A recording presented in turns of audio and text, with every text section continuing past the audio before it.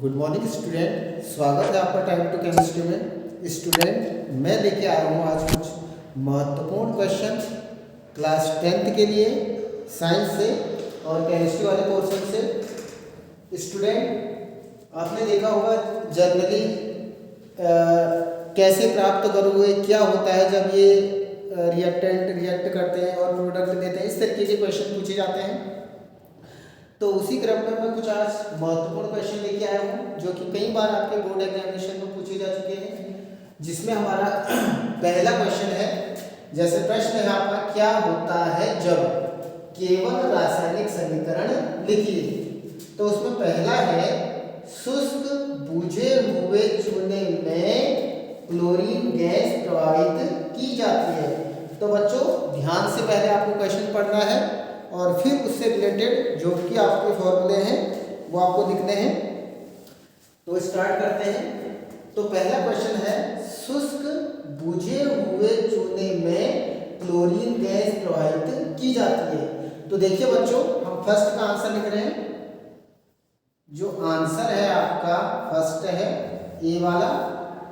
इसमें देखिए, शुष्क बुझे हुए चूने में, शुष्क बुझे हुए चूने का सूत्र क्या होता है बच्चों? CaO, उसे बोला जाता है कैल्शियम ऑक्साइड। में आपको कौन सी गैस प्रवाहित करनी है बच्चों? क्लोरीन गैस प्रवाहित करनी है। कौन सी गैस? Chlorine gas. तो बच्चों, आपने यह अभिक्रिया पढ़ी थी, जब कैल्शियम ऑक्साइड की अभिक्रिया क्लोरीन से की जाती है तो क्या बनता है? CaOCl2। क्या बनता है बच्चों? CaOCl2, जिसे हम बोलते हैं विरंजक चूर्ण, या इसको बोला जाता है कैल्शियम ऑक्सीक्लोराइड। वैसे इसका कॉमन नाम क्या है बच्चों?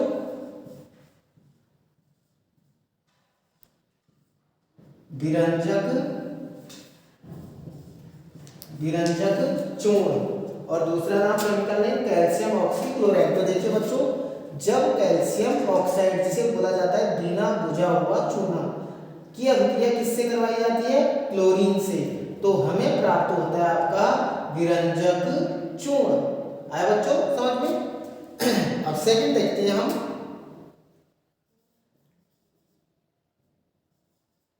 बी वाला देखते हैं, क्या है?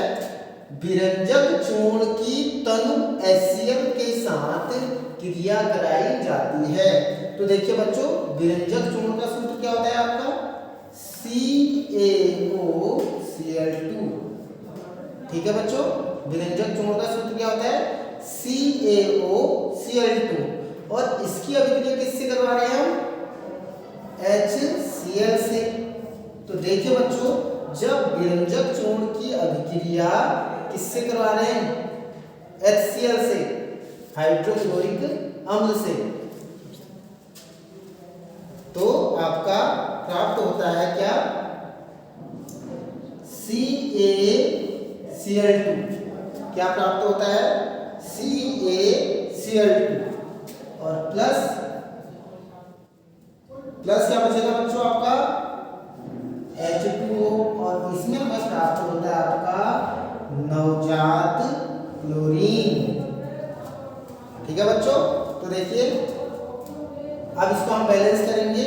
कैल्शियम के कितने परमाणु हैं? एक। यहाँ भी कैल्शियम का एक है। क्लोरीन के कितने हैं? 2। यहाँ कितने हैं? 2 ये हो गए, और 2 4। तो इसको हम कितने से गुणा करेंगे? 2 से, तो 2 और 2 4। और हाइड्रोजन के कितने हो गए? 2। हाइड्रोजन के 2 और ऑक्सीजन का 1। तो अभिक्रिया बैलेंस हो गई।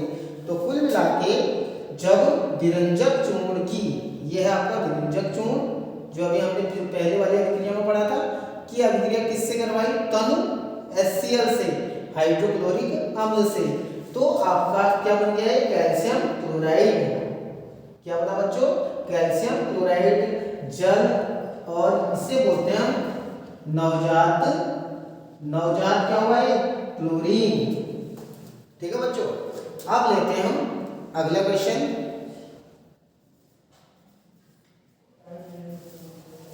सी। अब अगला क्वेश्चन है, चूने के पत्थर को गर्म किया जाता है। तो बच्चों ध्यान से देखना, चूने के पत्थर का सूत्र क्या होता है आपका? CaO। ठीक है बच्चों, क्या होता है CaO। जब इसको हमने गर्म किया तो क्या प्राप्त होगा चूने का पत्थर CaCO3। जब इसको हम गर्म करेंगे तो बच्चों किस टेम्परेचर पर गर्म करेंगे 1273 केल्विन पे, 1273 केल्विन तापमान। जब कैल्शियम कार्बोनेट जिसे बोलते हैं हम चूना पत्थर, उसको हम क्या करेंगे 1273 केल्विन ताप पर गर्म करेंगे तो हमें क्या प्राप्त होगा बच्चों CaO। इसे हम बोलते हैं कैल्शियम ऑक्साइड और प्लस प्राप्त होगा आपका कार्बन डाइऑक्साइड। आए बच्चों समझ में। तो चूने का पत्थर का सूत्र क्या है आपका CaCO3 जिसे हम बोलते हैं कैल्शियम कार्बोनेट। उसको हमने कितने पर गर्म किया 1273 केल्विन ताप पर गर्म किया तो आपका प्राप्त हो गया कैल्शियम ऑक्साइड और कार्बन डाइऑक्साइड। अगला देखते हैं बच्चों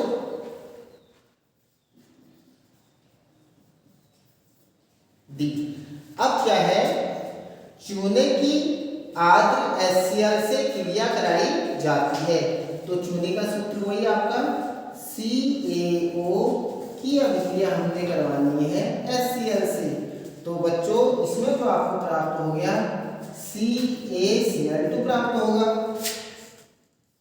तो यहाँ कितने मॉलिक्यूल्स होंगे HCl के 2, तो CaCl2 और प्लस आपका बच जाएगा बच्चों H2O।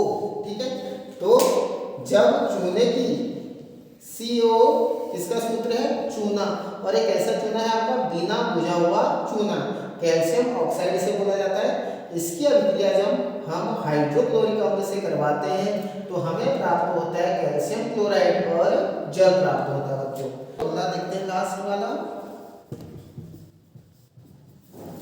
जब हम बेकिंग सोडे का सूत्र होता है आपका NaHCO3।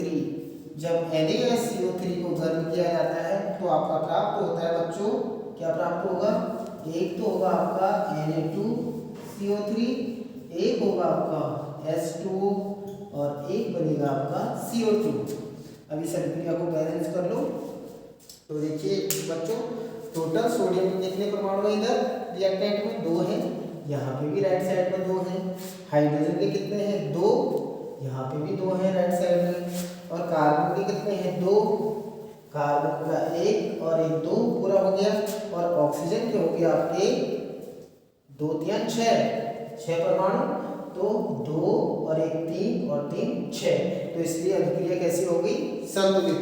बच्चों ये बोर्ड एग्जामिनेशन के लिए बहुत ही इंपॉर्टेंट है और कई बार आपके बोर्ड एग्जामिनेशन में पूछे जा चुके हैं और मुझे पूर्ण विश्वास है कि आपकी समझ में आ गया होगा। और अगर इसी तरह की आप महत्वपूर्ण क्वेश्चन और जानकारियाँ चाहते हो तो हमारे वीडियो को लाइक करो, शेयर करो और सब्सक्राइब करो। मैं अगली वीडियो में क्लास 10th साइंस के कुछ और महत्वपूर्ण क्वेश्चन लेके आऊँगा। तब तक के लिए धन्यवाद।